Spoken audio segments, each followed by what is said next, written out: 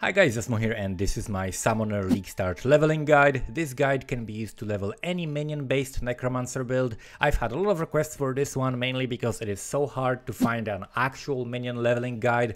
Most Summoner build guides will only say just level it with Arc LOL, and whenever people try to level with minions from the early levels, they claim that leveling Summoner is so slow, it lacks damage and your minions keep dying, requiring you to resummon them all the time. So in this guide I'm going to show you that none of these things are true, and leveling with minions can be actually some of the easiest leveling experiences you've ever had. Keep in mind that this is not a specific build guide, it's just a generic leveling method which can be used to level pretty much any Necromancer build that focuses on minions. If you'd like to see an example of a late game Summoner build that crushes all content, you can check out my Skeleton Archer build guide with an epic boss killing showcase, and the link to that is in the description. Since this is a League Start leveling strategy, we are starting completely fresh, without any items or currency. I'm going to explain exactly how to gear up, which sockets and links you should be looking out for at any given stage of the leveling, as well as which skills to use and how to support them. I'm gonna give you the full progression from start to finish. One thing I would recommend to prepare ahead of time is a good loot filter, which will basically make decisions about what to pick up for you and save you a lot of time and thinking. You can get started with a semi-strict template from the Filter Blade XYZ website. You can make your own filter or find some other content creators leveling filter, or you can check out my Patreon profile, which has a loot filter I created specifically for leveling a summoner, and it's available as an option for the supporters.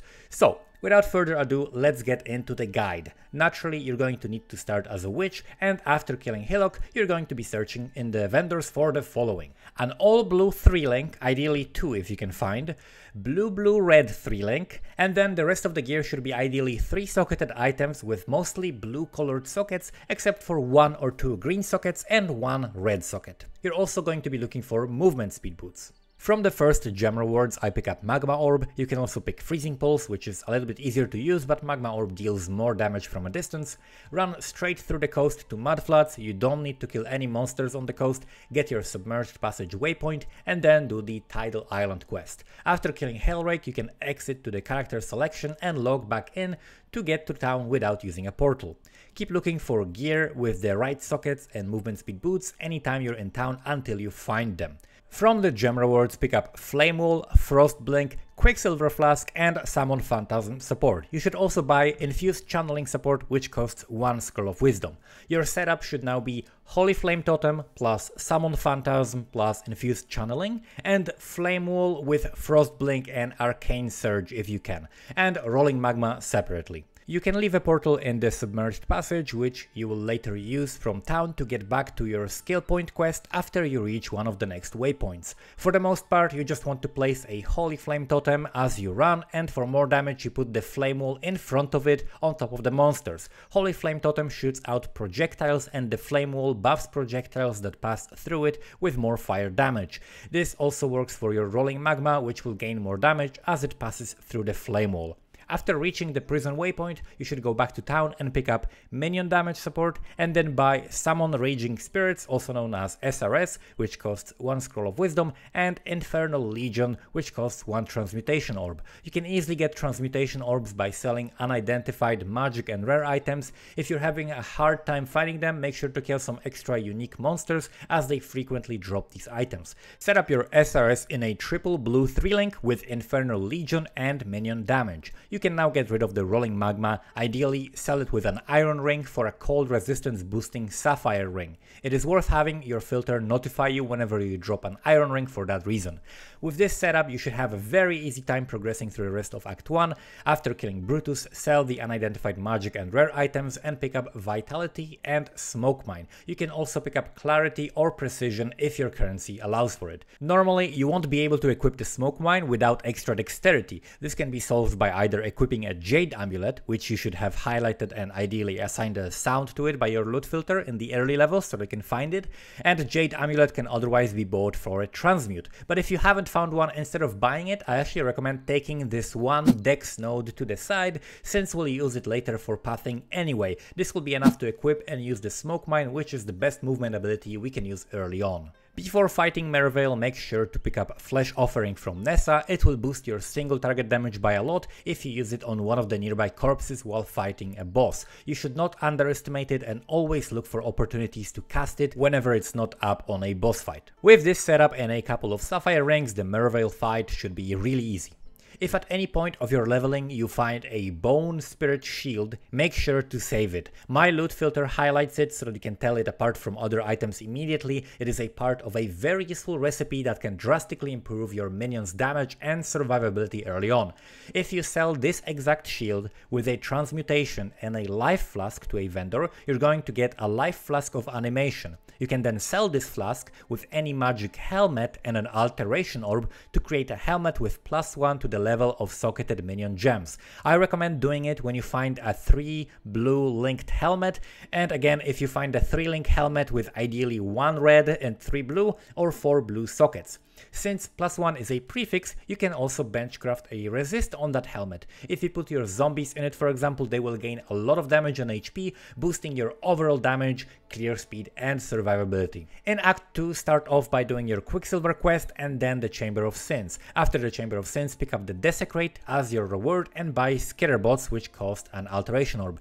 Then head to the Western Forest. We're going to be killing all bandits in this one, so kill Alira, clear the way forward quest and then go fight the Weaver. After killing Weaver, you should be around level 18, and with the help of an extra skill point from the way forward quest, you should have the Death Attunement as well as Lord of the Dead passives, or be at least very close to getting them, granting you extra zombies and skeletons. This is the point we're going to swap to full minion setup. If you do it earlier, your zombies are going to be dying and you'll waste a lot of time resummoning them, but if you follow this guide and do it at the same time I'm showing the transition, you'll never have to resummon a single zombie unless you are unequipping the gem. Grab minion speed from the Weaver reward and buy an extra one from the vendor. It also costs an alteration orb, and then we're gonna head back to the Lionized Watch since we have to get our skill point from there anyway, and we're gonna have to buy raise zombies, summon skeleton and minion damage gems. We're going to need a couple of transmutations and a scroll of wisdom for this.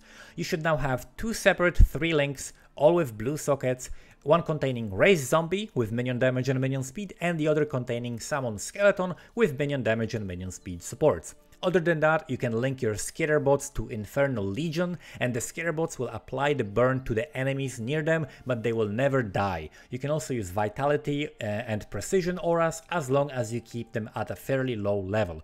Other than that, you should have Flesh Offering and Desecrate socketed somewhere in your gear for the extra attack and cast speed bonuses for your minions, which will push your single target damage really high, and Smoke Mine for moving around faster.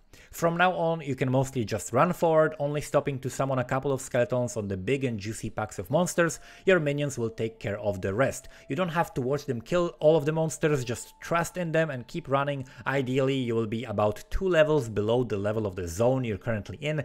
If you are lower than that, you can slow down a little bit and let your minions kill more, and if you are at the level of the zone you are in or higher, you should stop summoning skeletons so much and just run forward. This is one of the most important tips I can give you to level faster. The zombie plus skeleton combo with the support from your other skills will clear everything with ease. Make sure to use Desecrate and Flesh Offering right before your minions are able to attack the boss for extra attack speed for them.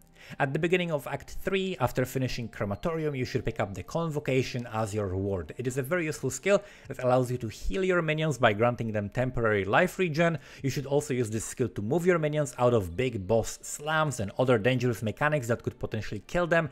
This especially applies to your early specters, as we will be getting them soon. You can also use this skill to summon your minions on top of a big pack of monsters you want to kill quickly as you are running. Once you hit level 24, you should check vendors for a viable 4-link. An ideal base is an intelligence plus strength or pure intelligence base, since those are the easiest to roll your desired socket colors with. For your socket colors, you're ideally looking for 2 4-links with 3 blue and 1 red. The 3 blue gems will stay the same as before in your zombie and skeleton setup, and the 4th gem will be either melee physical damage or melee splash. Melee splash together with fearsome force passive passive can help your clear. However, I find that with enough attack and movement speed, it is unnecessary and it is better to just use melee physical damage that also increases your single target capabilities by a lot. If you're missing some strength to equip those red gems, you can look for a dexterity plus strength amulet if you're in town, or craft one yourself by selling jade amulet, amber amulet, and a transmutation orb. After killing Gravicious, you are going back to pick up a Raise Spectre gem as our reward. However, we're not going to summon any specters just yet because they would be still in danger of dying. For now, we're just going to level the gem in one of our sockets. During the entire leveling process, you should always check any essence you see on your minimap. If you happen to find an essence of fear, you can use it to boost your minions' damage, speed, and survivability. Essences of fear are incredibly strong for this build. As a priority, however, you should keep one for a fast weapon. You should look for a fastest one-handed weapon you can find. I recommend a weapon with at least 1.5 attack speed, ideally like a strength or strength plus dexterity base, such as a sword. And you do not need to stick to wands because we're not really dealing any spell damage, so as you are leveling you should be on a lookout for good shields with some life and resists, and 3-linked fast one-handed weapon. You can use the Essence of Fear on that weapon, which will give your minions extra damage, and then add attack speed or a resistance craft from your bench. That weapon and shield setup we're preparing ahead of time will be essential later on when we start using shield charge in Act 6. After killing Piety and completing the last Ascendancy trial, I recommend doing your lab before fighting Dominus. Regardless of the order in which you do it, after doing your lab and ascending as a Necromancer, the Commander of Darkness node will grant you and your minions extra elemental resistances which are needed for your specters to survive. Once you finish the lab, you can go back to the Act 2 town, buy Minion Life Gem and make sure it is supporting your raised specter, making them tankier, and then enter the old fields. There you can desecrate until you spawn the Carnage Chieftains. These are the big red monkeys, the gorillas. Summon their corpses and then summon 2 of them as your specters. They will grant you and your minions extra frenzy charges, which actually benefit minions much more than players. They are a gigantic boost to your zombies and skeletons.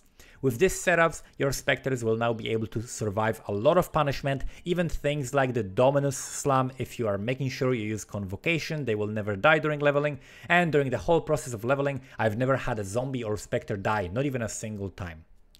Once you enter Act 4 and do the Dried Lake quest, you will receive the Carrion Golem gem. Use it to buff the damage of your remaining minions, and if possible you can also socket it with the Raised Spectre gem for some extra tankiness on your golem, because they would both be supported by minion life. At this point you've assembled a small army of undead which should obliterate anything in its path with ease. You should focus on capping your resists and getting more life for yourself. When you kill Malachi, you will receive the Multi-Strike gem support, and you can replace the melee physical damage gems in your skeleton and zombie setups for multi-strikes. They will provide you with even more damage. In Act 5, after reaching the Oriav Square waypoint, you can go back to town and pick up the Onslaught Flask. This is around the time where I'm also grabbing the Ravenous Horde passive, and both me and my minions are by now zooming through the content. And after killing Kitava and sailing back to Lion Eyes Watch, you should start by doing the Lily's Quest, which will grant you access to all of the skill gems. This is the point where we pretty much finish setting up our character with all the necessary gems that don't change until we reach maps. First of all, grab the Feeding Frenzy and put it in your zombie links instead of minion damage or multi-strike. This will make your zombies aggressive, and also it will grant Feeding Frenzy buff to all of your minions. Aggressive zombies will clear much better. Secondly, pick up Meat Shield and put it in your specters, which should now have both the Meat Shield as well as minion life. It will stay close to you and it will not die because it will be incredibly tanky now. Third, pick up Shield Charge, faster attacks and Fortify, and put them together in a 3-link setup. This will make you extremely fast and will grant you also Fortify while you're clearing, making you even more tanky. You should have a fast weapon and a shield by now, which means that you're about to become a rocket. I recommend putting Detonate Mines on your left click and then using Smoke Mine for the movement speed boost, pressing the Quicksilver and Onslaught Flask, and shield charging forward like a madman.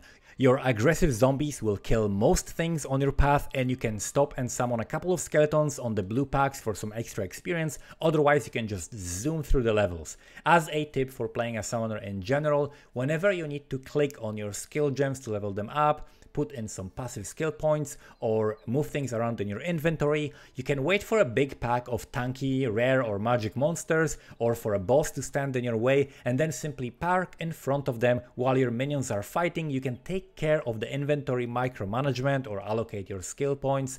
This is a large part of why leveling a summoner can be incredibly quick and easy. You just have to learn how to delegate the fighting to your minions while you do other things at the same time. And mastering this aspect will potentially cut hours from your leveling time. Always remember to take advantage of your minions' AI and let them do their job while you are looting, talking to NPC, etc.